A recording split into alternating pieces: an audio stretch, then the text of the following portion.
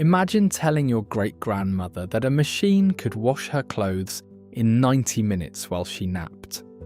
That a robot would automatically keep the floors at home clean, no effort required. That letters would arrive in a second, and that travel would take hours, not days. She'd think you'd discovered a way to live like royalty. She'd be certain you have hours of free time to sit in the garden and read. But look at us, we all have the washing machine, the robot vacuum, an AI that writes our emails. Yet we are the most exhausted, burnt-out generation in human history. How is this even possible? The more time we try to save, the less time we seem to have. Welcome to the paradox of time. 50 years ago, by modern standards, everything was inefficient, slow, boring. Cleaning floors, washing clothes were manual chores. Phone calls were uncertain. It could take several days of phone tag before you finally reached a friend. Letters were slow, and sometimes they were simply lost. It used to take weeks, or even months, to travel across the ocean. Now it takes mere hours to reach any corner of the globe. By every metric we use today, society back then was inefficient. And yet it was fully functional. We managed to construct complicated machines, build skyscrapers, and raise families, achieve scientific degrees, all without continuously checking our phones.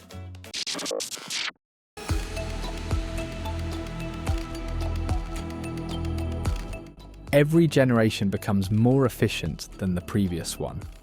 Modern society is the most advanced and efficient in human history.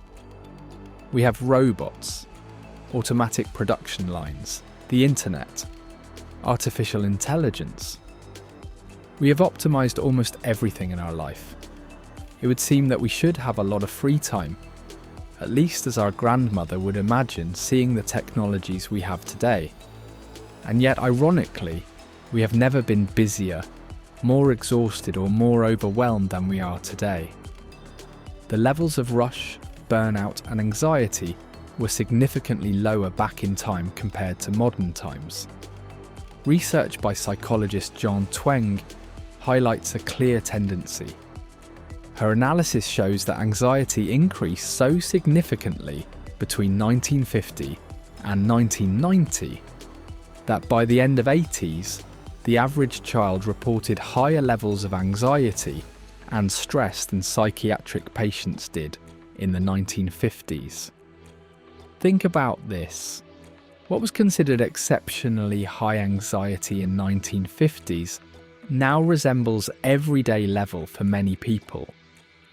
Since 1990, there has been a documented explosion in reported stress and mental fatigue. This isn't a coincidence. It coincides exactly with the technological revolution. We brought robot vacuum cleaners, mobile phones, automated production lines, and the internet into our lives to make things easier and more convenient. The logic was simple: get things done faster, and we will finally have more free time. Finally, we can take a pause and enjoy life.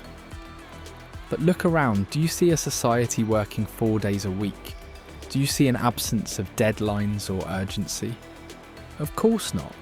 Ordinary people still work long hours and feel an even more enormous pressure of time. What is actually going on?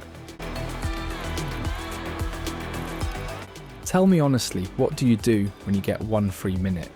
Do you sit back and breathe? No, I know what you do. You rush to the next task.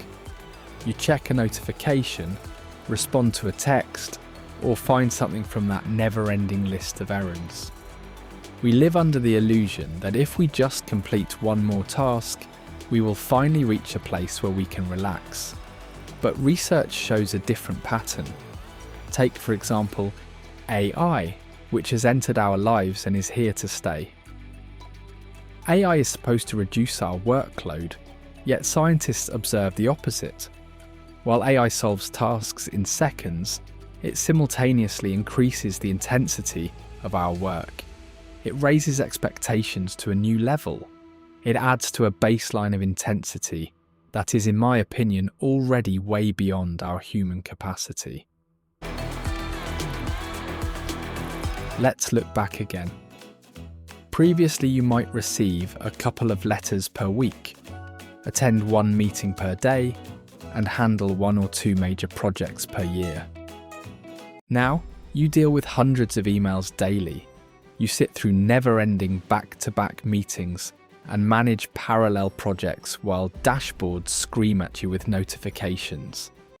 The machine no longer just helps you, it sets the rhythm. You are forced to deliver at much higher speed than before. There is no escape because the same machine that helps you also measures you. Every email sent and every task completed is tracked, compared, and optimized. In corporate language, this is called performance optimization, but in reality, it is a tool used to push the human further than it was meant to go. We are moving into the age of cognitive efficiency. AI will help us solve problems, but it will also set a sharp new standard for thinking intensity. You will be expected to produce more documents, analyze more data, and make more decisions. It's the same job, but it is mentally compressed. Instead of 8 normal hours, you are doing 8 insane hours of high-intensity output. My question is simple: how long can a human being work in a high-intensity mental state without drifting into insanity? Between emails, reports, social media, and the constant cycle of news and scandals, our mental energy is drained before we even get home. It's no wonder we don't have the energy to read a book or reflect. We turn to mindless content and endless scrolling because we need that quick dopamine kick just to cope with the exhaustion.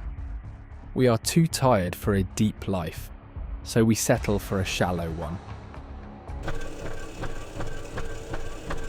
Modern technology has become a treadmill that only increases its speed, not because there is a need for it, but simply because the technology can go faster.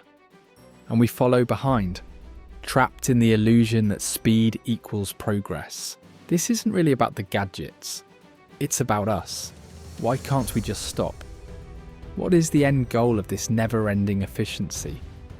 Nothing feels finished because efficiency always pushes us forward, but it never asks where we are going. We optimize the process without questioning the purpose. We shorten the delivery time without asking if the delivery was necessary in the first place. Maybe it is time to stop and think, to look around, take a deep breath, and notice that nature, which never rushes, yet always feels completed.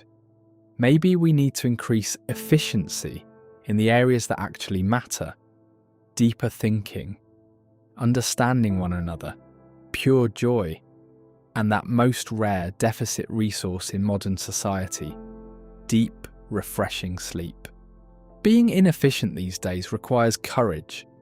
If you resist this meaningless efficiency marathon, you risk being labelled as rigid, technological dinosaur, or lacking ability to change.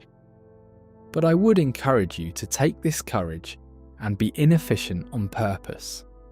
Maybe you can take a walk instead of driving, or call a person and have a nice conversation instead of sending email, or maybe just sit quietly on the bench, observing nature in its perfect harmony and balance, while being ignored by crowds scrolling their phones.